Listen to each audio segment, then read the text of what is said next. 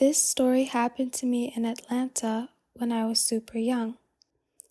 This was during the time when it just became cool to meet people online. Like you would meet new people on MySpace who live in the same area, and you'd be like, cool, let's meet up and hang out.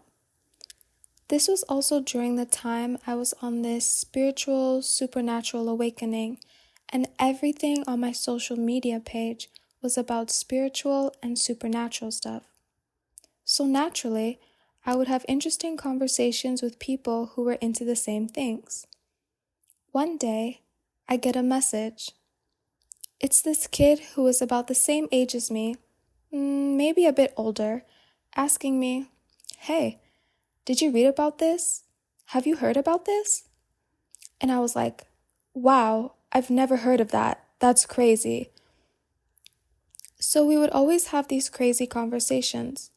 And so we got to the point where he was like, "We should hang out. I got some stuff I could show you. You should come chill at my place." And me being young, I'm like, yeah, why not? So to show you how long ago this was, to get to his house, I had to print out directions on MapQuest. At the time, I was living with my best friend, who's like my brother. So I asked his mom if I could borrow her car. She said okay and gave me the keys. So I printed my directions from MapQuest and drove to the house. I pulled up to the house and it was a frickin' mansion. It was the biggest house I had ever seen. And as the gate is opening up, my friend is walking down the driveway and he's like, "What's up?" But his house was so big and I was so shocked. So I said, "What's up? What do your parents do?" And he says, "They're into everything, but they're not in town right now." When I tell you, this house had a circled driveway with Bentleys and all kinds of expensive cars.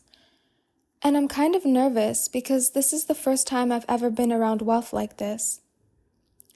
So we walk into this huge garage, and the house had this weird feeling. Like, it feels homey, but at the same time, it also feels extremely spacious, like a warehouse. It was the weirdest feeling. It's hard to describe. Like, the house felt vast, but at the same time cozy. Now, this is where it starts getting weird. As we walk through the house, each room is themed to a different period of humanity. Like, one room had big suits of armor, another room was Asian-inspired, and each room had all these ancient-looking stuff. So I'm thinking, maybe his parents collect things like ancient artifacts? So we walk through all these rooms, and we finally get to a hallway that looks like any other regular house. His room was to the right, and there was a restroom down the hall. But this is what makes the story so interesting.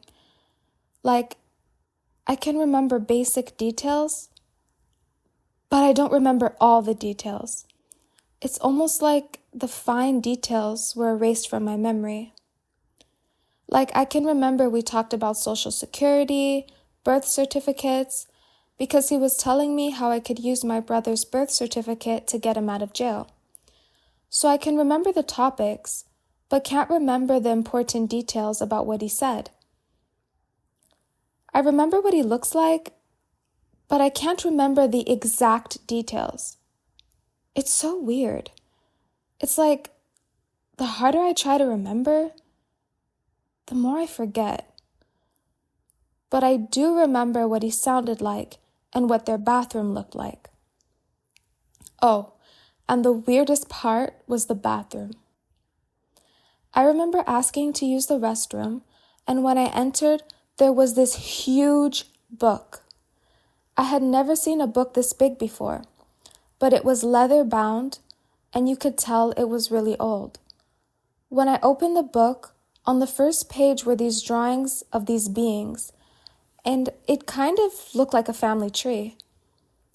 And the first drawing explained this is this being, and this is this being's kids, plus some other family information. These beings look like humans, but pitch black. And these were drawings in the beginning of the book, and they were pitch black, like the color black, and all you could see was eyes. So I'm flipping through the pages, and I'm feeling like I'm invading their privacy. Kind of like I'm seeing something I'm not supposed to see. And as I'm flipping through the book, it's saying names of what these beings are, a description of who they are. It was like biographies, but very short descriptions. And I can't really remember details, but I do remember as I got further into the book, it became less of drawings and more of pictures. And once it started becoming pictures, I got scared. So I grabbed the book and I take it out to where the guy was sitting and I ask, "What is this?" And so calmly, he says, "Oh, that's the book of Anu and the Anunnaki. It shows you who all the Anunnaki are up until this day. Some of humanity comes from them. It's kind of like a story of God and the angels." So I'm just looking at him confused, like, what? Mind you, we had a full-on conversation about it after. I remember being at his house for quite a while after that, and I remember him explaining it to me and going through the pages and talking.